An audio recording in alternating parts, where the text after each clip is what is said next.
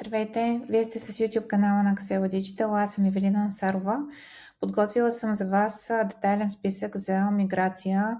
Какво ви е необходимо да направите преди и по време на процеса на миграция на Google Ads акаунти в левова валута към еврова валута. Ако до момента сте рекламирали и все още не сте направили миграцията или пък сте направили скоро, но не сте сигурни дали всичко ще прехвърли, то съм направила този списък за вас, за да може да прегледате някои от по-важните стъпки, които ви съветвам да направите, за да си осигурите един добър рестарт на вашето присъствие в Google Ads. Да започваме. Преди миграцията, разбира се, да определите вашия бюджет в евро, като направите превалутиране на бюджета ви, който до момента сте управлявали. Стартовия ви бюджет ви съветвам, особено след 19 декември и в началото на януари, да държите на по-ниски нива спрямо предходните дневни разходи, които сте имали. Всичко между 20 до 50% надолу считам, че е подходящо, особено в по-слаб период, в който хората не са толкова ориентирани към пазаруване онлайн. Ако имате каквито идеи автоматични стратегии в Google Ads, то имайте предвид, че в момента, в който те стартират в нов рекламен акаунт, те започват буквално от нулата да събират статистика и е много вероятно те да не се представят толкова успешно, колкото в старият акаунт. В момента, в който вече сте на етап какво е необходимо да направите, разбира се, да създадете нов рекламен акаунт, като процесът е сравнително лесен. Изберете валута в евро и направете избор на часовата зона. Имате по една удивителна и на двата реда, по проста причина, че това са две настройки, които на по-късен етап не могат да се сменят. Имайте го предвид, за да не правите нов акаунт в скоро време отново. Часовата зона и валутата никога не могат да бъдат сменени. Всичко останало можете.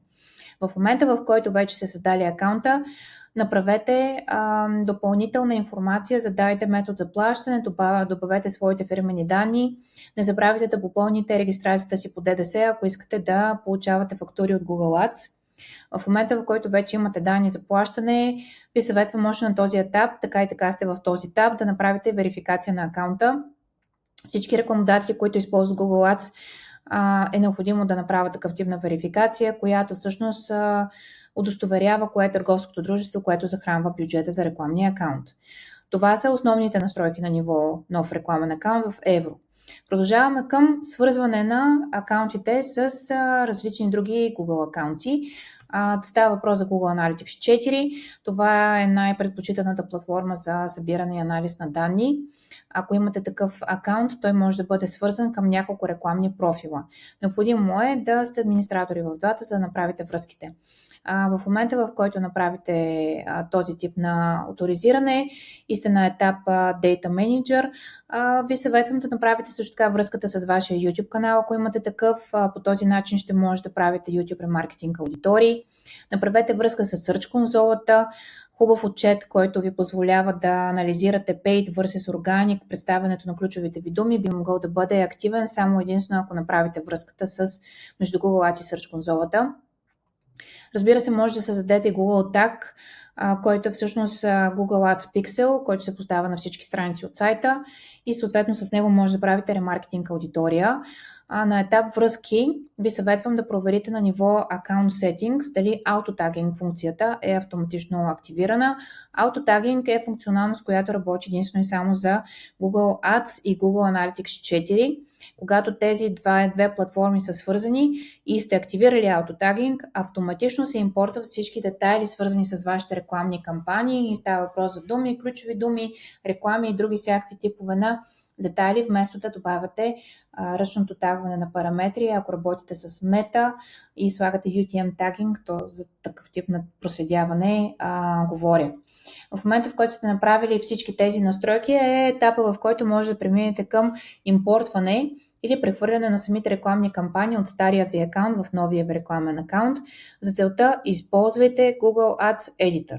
Това е безплатна платформа, тя се инсталира на компютъра, с нея може да се прехвърлят кампании от един акаунт в друг акаунт, могат да се правят много и разнообразни офлайн промени, тъй като това е платформа, с която можете да използвате copy and paste, може да правите сравнително голямо количество на промени и с един бутон да натиснете, който е да публикувате промените в реална среда в интерфейса на платформата.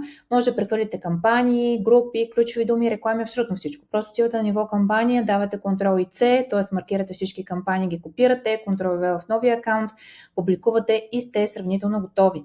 Това, което не успявате да качите през Google Ads Editor и е необходимо ръчно да направите, е да направите импорт на, ако имате Negative Keyword List, това са негативни ключови думи, които не искате на тях да ви излизат вашите реклами. В този случай е необходимо да го прехвърлите ръчно.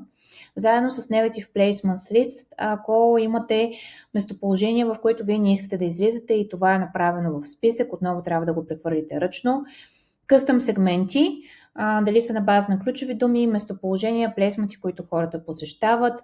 Ремаркетинг аудиториите не се прехвърлят автоматично, така че е желателно да направите или нови аудитории от Analytics 4, или да си създадете нови през Google Ads. Една звездичка скоба слагам, която е, че може да се споделят аудитории, особено ремаркетинг, между два акаунта, когато се намират под един менеджер. Не е сложно, но по принцип се води за малко по-специфично и е хубаво този тип на аудитория да бъдат споделени само единствено между един и същи бизнес. Ако имате къстъмър листове, това са списъци с мейли на ваши клиенти, аудитории, с които захранвате сигналите на Performance Max или Demand Gen или каквото и да било друго, е необходимо да ги качите отново в новия ви Google Ads акаунт. И много важно, ако вие сте онлайн магазин, работите за българския пазар, където няма Merchant Center, все още, е необходимо да си прехвърлите бизнес дейта фидовете. Фидовете са всъщност информация от данни за продукти, които искате да рекламирате. Също така възможно да качите и пейдж фидове, които са списък с линкове, които искате да рекламирате за search реклами, така че те не се прехвърлят автоматично. Преминаваме към едно от най-важните неща, което в случая е създаване на конкретни конверсии. Ако вие нямате, така или иначе няма да имате в новия рекламен акаунт каквато и да е историческа информация, е необходимо да си направите тези настройки от начало. Може да използвате два подхода, които са най-разпространени и смятам, че са сравнително лесни за сетъп.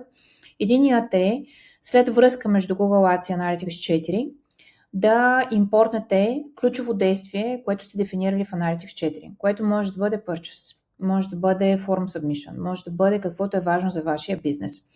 Отивате в таб конверсии, избирате възможност за импорт от Analytics 4, избирате си целта и я вкарвате в Google Ads.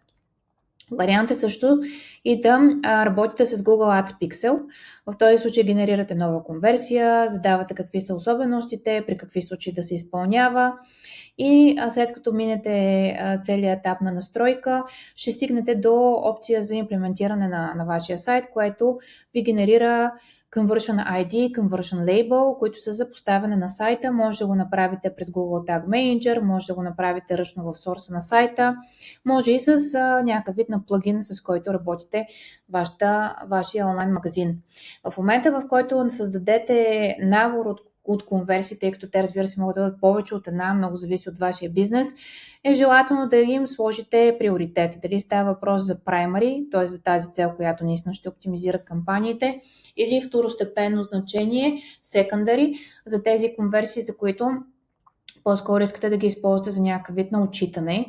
Ако направите конверсиите и те отчитат продажба или покупка през сайта и двете действия отчитат Analytics 4 и Google Ads при една и съща интеракция на сайта, то те биха могли да се дублират.